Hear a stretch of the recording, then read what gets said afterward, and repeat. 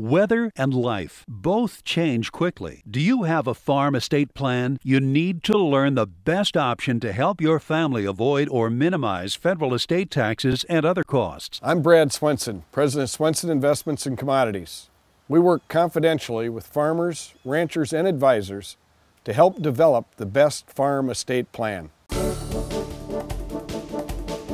During our Farm Basics time today, we wanted to address the concerns that many Americans have about food versus fuel. So everybody knows that we're taking corn today and turning that into ethanol, and there's on average in the range of 8 to 10% ethanol in every gallon of gasoline in the country. So Darren, we're using up all our corn for fuel instead of food. What's going on? I get so frustrated with this, and I don't know what it is in our country, that there always has to be a winner and there has to be a loser. There can't ever be two winners in our country. We always think it has to be this versus this. And frankly, when I hear food versus fuel, it's like, what? So we can either eat or we can drive a car?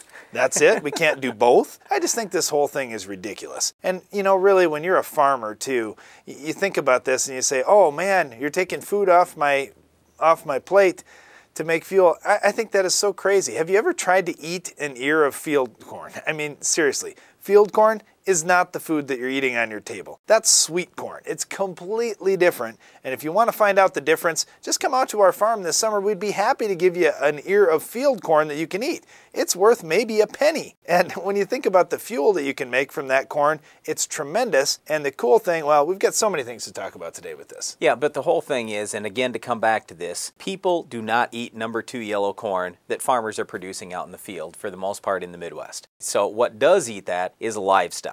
And I think an important thing to understand is when you look at livestock feed, they are eating the what's called distiller's grain that comes after ethanol production. So basically when a kernel of corn goes in for ethanol production, what's pulled out is the starch and the nitrogen, the phosphorus, the potassium. 100% of that goes into the distiller's grain. Did you know that? All the nutrients go in for the cattle feed. So basically you have removed something that the cattle don't even need that much of, and you're getting a very concentrated and good feed, which is called distiller's grain, when you're left after ethanol production. So really, it's not that big a deal when it comes to total feed that goes for the livestock. They're still getting a tremendous amount, and it's even better for them. We get a lot of questions about, well, how are we going to possibly keep up with a growing world and feed all these more mouths if we're using any of our quote-unquote food for fuel production?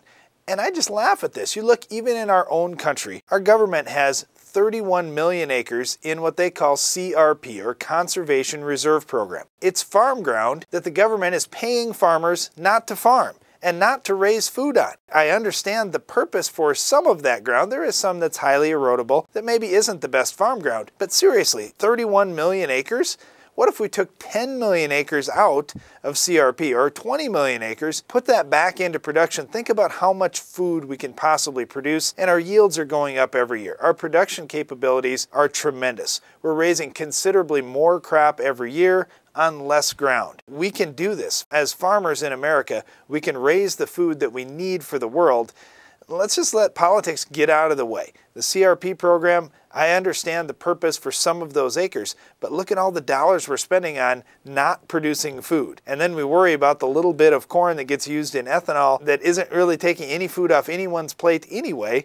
It's just a crazy political discussion. Now, when you say little bit, though, let's keep in mind that it's about 1/3 of the U.S. corn crop is going into ethanol production right now. So it is a lot. But again, remember that the distiller's grain carries all those nutrients. So again, with the ethanol production, they're only pulling out the starch. Now, the other point that I guess I wanted to talk about before we leave this whole ethanol thing is this whole debate that, oh, it costs all kinds of money and it's getting subsidized by the federal government. Look, the ethanol plants, most of them aren't even receiving any federal subsidy. None. Zero. Who receives the federal subsidy is there's a blender's credit. So the blenders, who owns the blenders? Well, the ethanol plants sure don't own the blenders, okay? And that credit, by the way, is 45 cents a gallon. So if you complain about that a lot, that's 45 cents a gallon for ethanol. If the gasoline you have is 10% ethanol, so that's about 4.5 cents on a per gallon basis. Well, in 2008, Iowa State University did a study, and they found that having 10% ethanol basically lowers gasoline cost for the average American American consumer in the range of 29 to 40 cents a gallon. 29 to 40 cents. So basically, we as Americans have invested 4.5 cents a gallon in order to gain 29 to 40 cents a gallon. Sounds like a pretty good deal. Well, it is a good investment. And when you look at just strictly the economics of this, you say, wow, every consumer in America wins just because we have ethanol. Even if you aren't burning it in your own car, you're still winning because your fuel price is lower. So who loses in that argument, Brian? Well, who loses is the oil industry. If you look at what we're using in gasoline per day in the United States, it's somewhere in the range of 380 million gallons per day. If you multiply that times the 29 to 40 cents, basically you're looking at around $100 million